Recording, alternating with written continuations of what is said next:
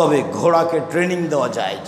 এইসব যে খেলার মাধ্যম বা শরীরচর্চার মাধ্যম, এটুকুকে ইসলাম সমর্থন করেছে। সাদ রাদিয়াল্লাহু তাআলা আনহু বলেন, রাসূল সাল্লাল্লাহু আলাইহি সাল্লাম বলেছেন, মান আদখালা ইয়াদাহু মান লাইবা বিনারদি শির ফাকাদ আদখালা ইয়াদাহু ফি দামি খিনজির। কেউ যদি চৌসার, ছক্কা, লুডু, দাবা, পাঞ্জা, ক্যারামবোর্ড, তাস, গেমস, এই ধরনের যত খেলা, বসে থাকা খেলা আছে পৃথিবীতে, সব হারাম। এইসব খেলা অংশগ্রহণ যদি করে, সে তার হাতকে শুকুরের শোরের রক্তের মধ্যে ডুবিয়ে দিল।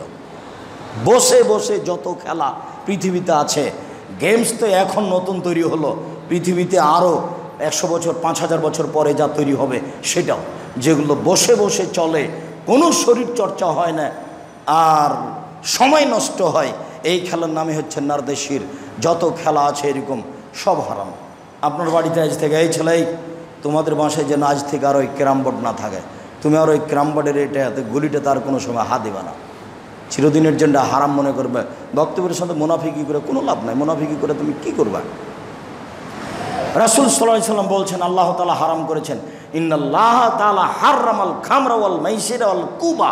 আল্লাহ তাআলা মদকে হারাম করেছেন, জুয়া খেলাকে হারাম করেছেন, আর বাদ্যযন্ত্র, খেলতামাশা, ডবি তবলা, হারমোনিয়াম সবকে হারাম করেছেন। আউজাঈ রাদিয়াল্লাহু তাআলা আনহু বলেন, লা নাদখুলু বাইতান ফিহা তাবল আও ওয়ালিমা।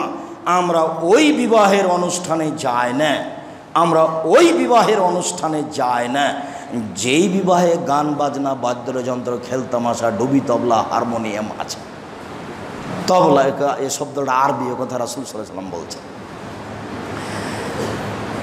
সাওবান মাওলা রাসূল সাল্লাল্লাহু আলাইহি সাল্লামের গোলাম সাওবান বলেন, রাসূল সাল্লাল্লাহু আলাইহি সাল্লাম বলছেন, আমার জীবনে বড় ভয়, আমার জীবনে বড় 3টি ভয়। এক, আইম্মাতাম মুজিল্লিন, আমার উম্মতের আলেম ওলামা ভ্রান্ত হয়ে যাবে, এটা আমার ভয়। ভ্রান্ত হুজুর, স্বার্থের উপরে চলছে, স্বার্থ, একবারে ভালো আলেম সামান্য স্বার্থকে নিয়ে সামনে রেখে দিন বিক্রি করে চলছে, এটা আমার ভয়। 2, সাতালতাহেকু কাবাইলু মিন উম্মতি বিল মুশরিকিন, আমার উম্মত হিন্দুদের সাথে মিশে যাবে, এটা আমার ভয়। এই তো 2 বছর 10 বছর 20 বছর আগে গান বাজনা, ডুবি তবলা, এটা কাদের বাড়িতে হতো?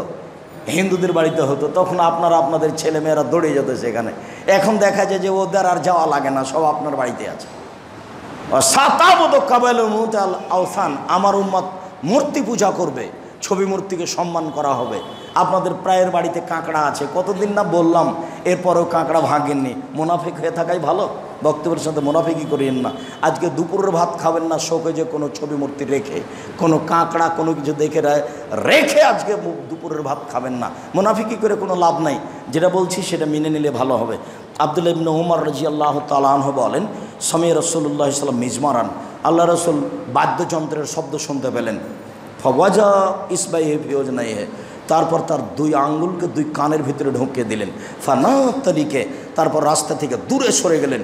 দূরে সরে গিয়ে বলছেন, আব্দুল্লাহ ইবনে উমর, জি হালতা সময় শায়ান, তুমি কি এখন কোনো বাদ্যযন্ত্র শব্দ শুনতে পাচ্ছ? কালাল্লাহ, জি না, এখন শুনতে পাচ্ছি না। ফারাফা ওজনাই রাফা ইসবাইহি মিন ওজনাইহি, তখন আল্লাহ রাসূল তার 2 আঙ্গুলকে তার 2 কান থেকে বের করে নিলেন। কি বুঝলেন আপনি?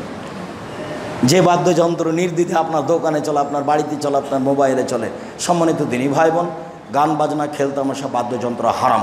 উমামা বাহিলি রাদিয়াল্লাহু তাআলা আনহু বলেন, রাসূল সাল্লাল্লাহু আলাইহি ওয়াসাল্লাম বলেছেন, লা তাবিউল কায়নাত, পৃথিবীর মানুষ, তোমরা গান বাজনা, খেলতামাশা, নাচের মাধ্যম বিক্রয় করো না।